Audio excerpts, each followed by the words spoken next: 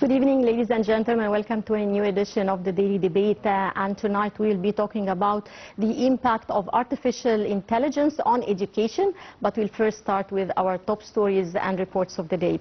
President Abdel Fattah el-Sisi received a phone call from Jordan's King Abdullah II on Tuesday, during which they reviewed the latest developments in the Middle East region, especially ongoing efforts to restore peace in the occupied Palestinian territories. The two leaders rejected the liquidation of the Palestinian cause and turning of the Palestinian land into unsuitable places for living in, with the aim of facing Palestinians to quit their land. They stressed the significance of halting the war to save Gaza from the current humanitarian crisis and warned from an expansion of the scope of war and escalation in the West Bank.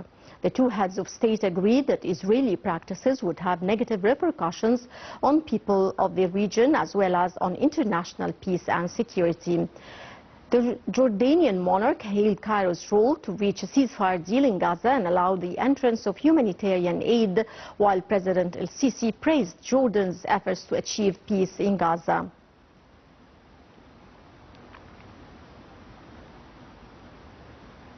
Welcome back. Foreign Minister Badr Abdelati and visiting Hungarian Minister of Trade and Foreign Affairs Peter Szijjártó held a joint press conference following their talks in Egypt on Tuesday. Minister Abdelati expressed Egypt's keenness to boost ties with Hungary in all fields and said their talks had focused on regional and international issues of mutual concern. Expressing Egypt's support for Hungary during its current presidency of the European Union, the top diplomat further noted that the field of transportation is witnessing strong cooperation between the two countries. He said the talks also touched on cooperation in the field of energy, adding that Egypt is a hub for the production and exchange of energy, adding that the MOU was signed by the two sides in the field of nuclear technology. For his part, the Hungarian minister hailed Egyptian-Hungarian dialogue as strategic and said Cairo's role in stopping illegal immigration to Europe is highly valued.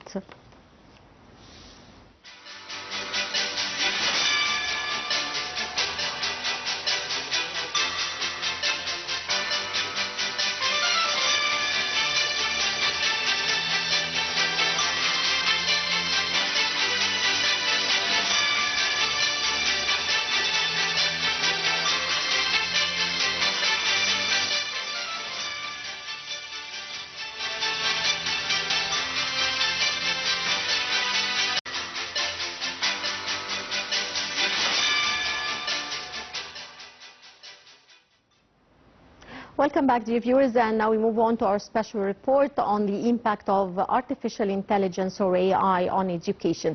Let's check out this report.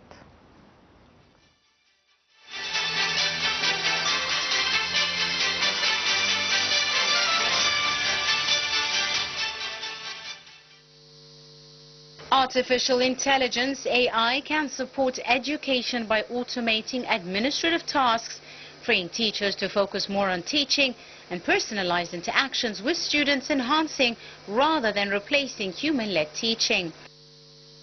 Artificial intelligence is revolutionizing education with innovative approaches to teaching and learning. AI in education is used to enhance personalized learning experiences, streamline administrative tasks, and provide valuable insights into student performance. AI-powered adaptive learning platforms analyze individual student strengths and weaknesses, tailoring educational content to meet specific needs. Intelligent tutoring systems offer real-time feedback and guidance, promoting a more interactive and effective learning environment.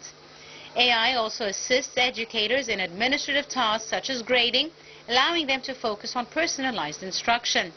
Artificial intelligence technology is redefining the whole landscape of higher education. It's obvious that AI technology, with all its variants such as large language models, machine learning and deep learning, is changing higher education in terms of learning, teaching and administrative services. AI technology has the potential to revolutionize higher education in the African context. Indeed, several African countries seem to have the willingness to develop AI capabilities to make a better development. Indeed, the use of this technology remains limited at present for several reasons. These include, but are not limited to, investment costs, risk of non-return on investment, problems of data confidentiality and ethics. In order to have and best understand the effect of AI technology on higher education, more studies are needed. Schools and universities are continuing to grapple with how to manage the complex challenges and opportunities of this technology.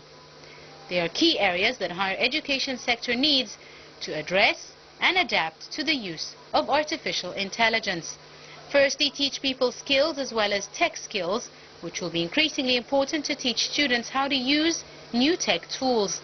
But even more important is to teach skills that make us human. Second, help all students use new tech, as some students are great with new technology whilst others are less inclined to use it. Thirdly, prepare students for jobs of the future, as many higher education programs globally are teaching for jobs that might not exist in the future.